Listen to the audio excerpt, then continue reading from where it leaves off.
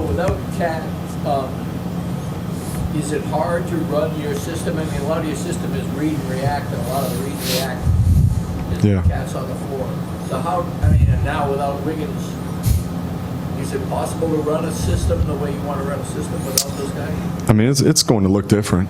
You know, I mean, that's normal, I'd say, when you have your two, you know, your two best players. You know, it's going to look different when they're not playing.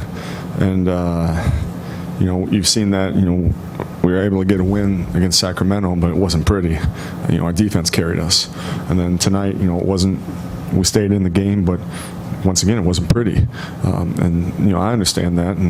But it's not one of those things that, you know, those two guys are out, so you completely scrap a system. You know, that's not what I'm about. That's not what we're about. You just said the defense helps carry against Yeah. You guys forced 29 turnovers tonight. Are you seeing things on that end, even in games that aren't necessarily pretty that you're off of? Yeah, and I'm always going to find things to build off of. But ultimately, there's always going to be more corrections to be made than you know, as a coach, because you see those first. You know, I see the 29 turnovers that were forced, and you know, you're happy about that, because I don't think they were situations where we were out there gambling, getting ourselves out of position. But then I go to the, you know, immediately to our fast break points, and we only have 15. When you turn a team over and you have 29 forced turnovers, you should be able to get out in the open court 29 times, you know, or roughly. So, you know, that's something I know we need to improve upon. Like, see somebody step up when, you know, like Wiggins is out, Towns is out. I'm sorry, say it one more time, Jason. When Wiggins is out, Towns is out, shots are available. Would you like to see guys maybe take more of a step up into like seizing those opportunities on the offensive end? I guess when those types of things are available. I mean, yeah, that's normal. Like in terms of, you know, when I mean, a lot of people talk about the next man up, you know, mindset in sports, and you know, when you're missing two big pieces like that, and you know, I classify Jake in there too.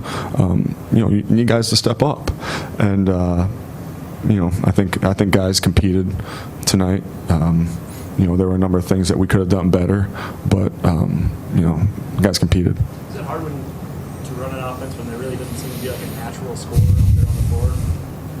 I mean, yeah, you're finding different things as the game goes on, because, you know, hey, bottom line, the ball did go through Cat. I get that. The ball did get to Wig's hands a lot, and Wig and Cat created open shots for other teammates too. I mean, that's a normal thing when you have players of that caliber. You know, they create open shots for other guys. So, you know, we're asking guys to do other things, and you know, guys did try to do that. One of your more energetic guys, the guy who played 3 games in 3 nights from Sacramento to Bowling to here. Yeah, Keelan was. Yeah, he was, and that was, you know, that was one of the reasons I like his scoring ability, like his shooting as well. You know, so. You know, you want to have a guy that can hit a couple shots, and he had made 3 threes, you know, tonight, and you know, down the stretch, he was a guy we needed to have out there. Ryan, obviously winning is the ultimate goal, but you brought up numerous times wanting to see growth in a game without Carl. In what ways are you looking for growth? Yeah. Yeah, no, and that's a good question, because you know, we said that at the beginning of the season, when things were going well for us in the win-loss column, and you know, and I said that during, you know, when we were over the last month in December, and I'll say that again tonight. With you want to find individual growth, but you also, you know, you want to find team growth. And I'll say individually, I thought Jarrett did a number of good things tonight, and then I thought defensively, he's had a couple really good games these last 2 here, where he's really stuck to the game plan. You can see some things are slowing down for him a little bit defensively. You know, he's been into the ball better. You know, so I'm positive about that. And then you look at, I thought Noah Vonleh gave us some good minutes individually, pick and roll coverage wise. You know, he was good, and then. You know, the competition, the competing, I thought our group did do that. And, you know, for a team that's had a tough December, you know, sometimes you'll look and you know, you want to make sure that that's at the top of your list, and these guys are doing that. So you said a week ago or so that the biggest issue defensively you thought was containing the point of attack. Yeah. Would you say that's still what it is? I mean, just looking at the rebounding today. Yeah, but I'd say a lot of the rebound. I mean, we missed 60 shots, and so that's a number of opportunities for defensive rebounds too.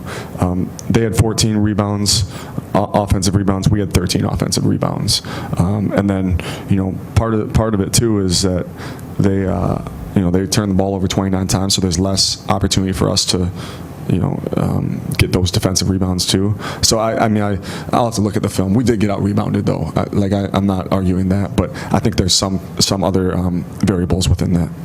Back to Keelan, you talk about, you know, travel's tough, back-to-backs are tough, and yet he's going 3 cities, 3 days, playing 3 games, and like just flying around tonight, trying to make hustle plays, things like that. What does it say about a guy who's kind of giving us all different spots in every U.S. league? He's hungry. He's hungry, and that's what, you know. Hey, that's what the G League, in a lot of ways, you know, helps teach you. And I mean, I grew up going to CBA games. You know, I was young, but I remember that, and I remember hearing the stories about how you scratch and claw.